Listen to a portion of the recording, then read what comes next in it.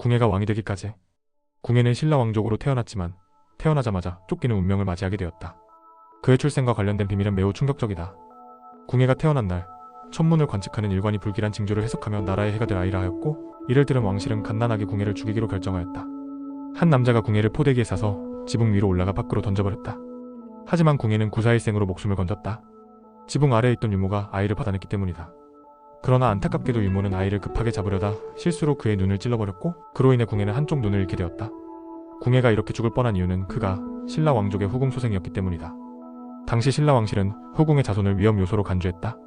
특히 궁예가 태어났을 때의 천문 현상과 겹쳐 왕실은 그를 제거하려 했던 것이다.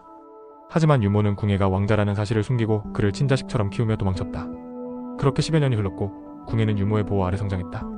그러나 그는 점점 장난꾸러기가 되었고 사고를 많이 치면서 점점 눈에 띄기 시작했다. 유모는 더 이상 버틸 수 없어 궁예에게 자신의 출생의 비밀을 털어놓는다. 궁예는 자신의 운명을 알게 되자 충격을 받고 곧장 절로 출가하게 된다. 당시 그의 나이는 겨우 10살이었다. 궁예는 절에서 선종이라는 법명을 얻고 승려 생활을 시작했지만 그곳에서도 운명적 사건을 맞이한다.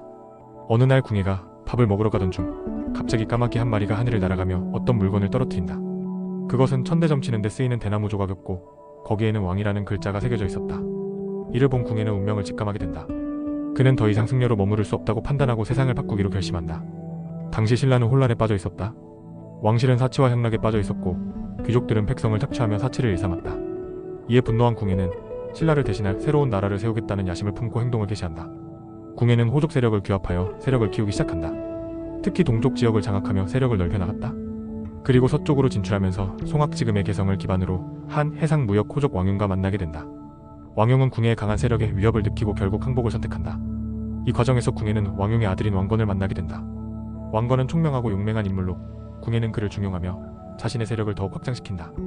그는 한강 상류 지역까지 점령하며 드디어 901년 자신만의 나라를 세운다. 그 나라의 이름은 바로 고려였다. 고려라는 국호를 택한 이유는 고구려의 정통성을 잇겠다는 의미였다. 하지만 시간이 지나면서 궁예는 더욱 강력한 왕권을 확립하기 위해 국호를 맞은 이후 다시 태봉으로 바꾼다. 또한 왕권 강화를 위해 자신을 미륵불이라 칭하며 신격화를 시도한다. 그는 미륵의 현신이라 주장하며 자신이 백성을 구원할 존재라고 선언한다. 그러나 이러한 정치적 전략은 점점 폭정으로 변해갔다.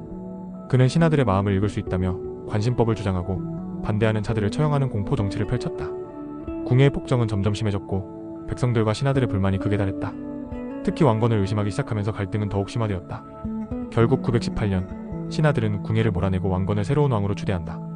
궁예는 쫓겨난 후 도망치다 결국 주민들에게 살해당하며 비극적인 최후를 맞이한다. 이렇게 고려는 새로운 왕건을 중심으로 다시 태어나게 된다. 철원으로 수도를 옮기고 왕권을 강화하려 했던 궁예의 정책은 처음에는 성공적이었다. 하지만 시간이 지나며 백성들의 불만이 폭발했고 호족들의 반발도 거세졌다.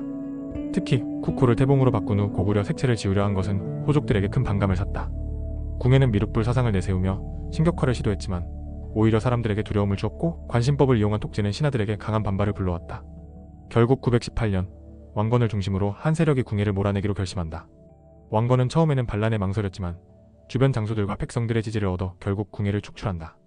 쫓겨난 궁예는 철원 근처의 숲에서 도망치다 굶주림에 지친 상태로 보리를 훔쳐먹다가 주민들에게 발각된다.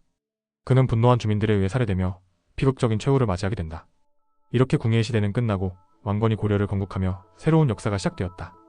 궁예의 이야기는 단순한 폭군의 몰락이 아니라 시대의 격변 속에서 한 인간이 어떻게 권력을 잡고 또 그것을 잃어버리는지를 보여주는 중요한 사례가 되었다. 철원에서의 궁예의 최후와 왕건의 즉위는 고려의 역사를 새롭게 열었다.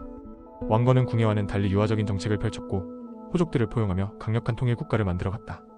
궁예의 실패는 지나치게 강압적인 중앙 집권 정책과 공포 정치가 가져온 결과였으며 왕건은 이를 교훈 삼아보다 안정적인 정치를 펼쳐 고려의 기틀을 다지게 되었다.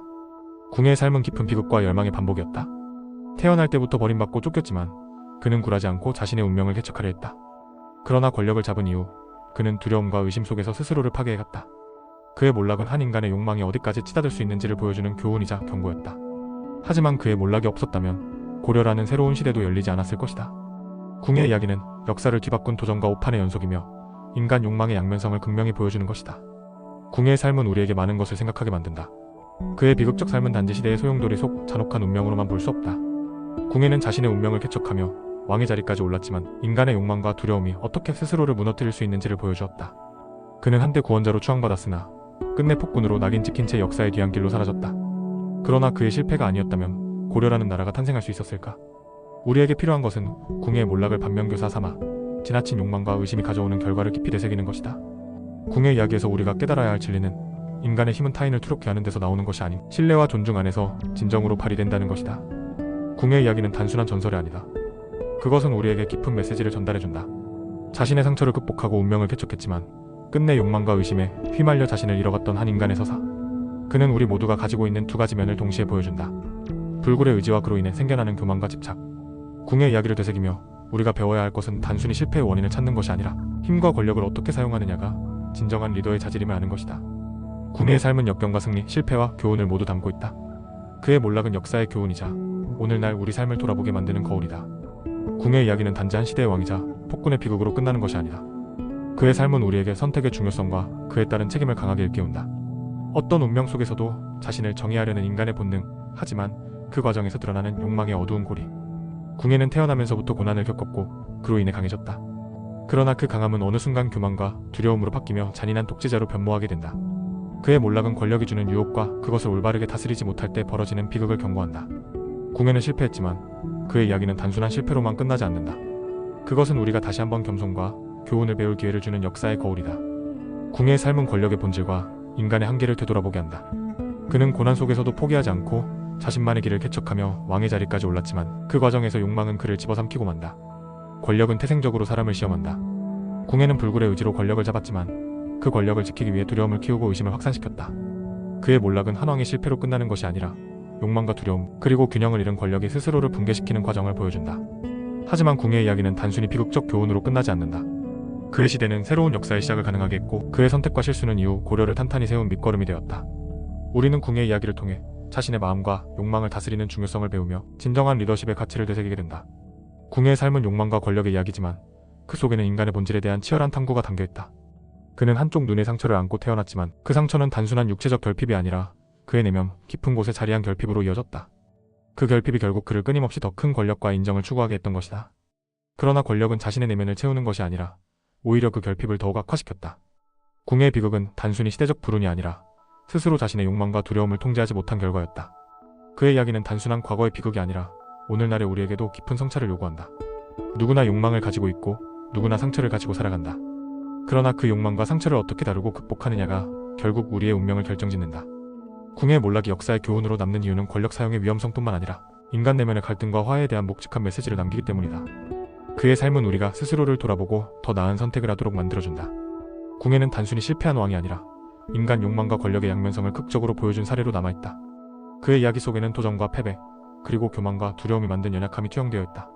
우리는 그의 삶을 통해 무엇이 진정한 강함인지, 또한 우리 자신을 지키기 위해서는 스스로의 욕망과 두려움을 직시해야 한다는 교훈을 얻게 된다. 궁예의 시대는 끝났지만 그의 이야기는 여전히 오늘날 우리의 삶과도 맞닿아 있으며 한 인간의 선택의 역사와 세상에 어떤 영향을 미칠 수 있는지를 깊이 새기게 한다. 역사가 우리에게 남긴 궁예의 이야기는 단지 왕의 흥망성쇠만을 다룬 것이 아니다.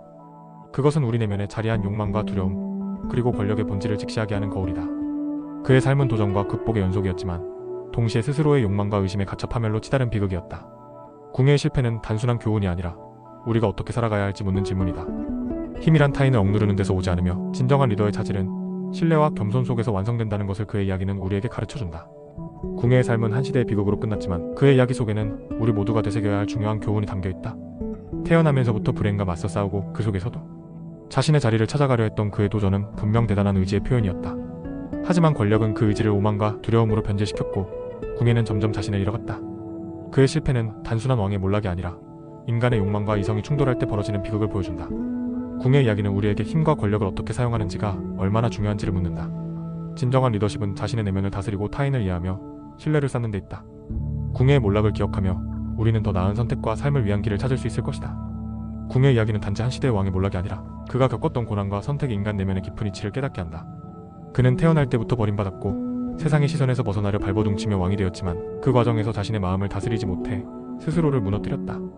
권력은 결국 그의 두려움과 결핍을 증폭시켰고 신뢰보다는 공포를, 겸손보다는 교만을 선택하게 만들었다.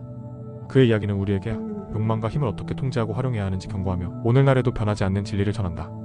궁예의 삶은 단순한 실패와 몰락의 이야기가 아니다. 그것은 인간의 욕망과 두려움, 끊임없는 갈등의 서사이며 동시에 시대의 흐름 속에서 빛과 어둠을 모두 드러낸 한 인간의 초상이다. 그는 고통 속에서 성장했고 자신만의 이상을 꿈꾸며 권력을 잡았지만 자신의 내면을 이겨내지 못한 채 역사의 희생자가 되었다. 궁의 이야기는 우리에게 묵직한 교훈을 남긴다. 진정한 힘이란 두려움을 극복하고 신뢰와 존중 위에 세워질 때 완성된다는 것이다. 그의 몰락은 오늘날 우리에게도 질문을 던진다. 당신은 욕망과 두려움 속에서 어떤 선택을 하고 있는가? 그 선택은 올바른 길로 당신을 이끌고 있는가?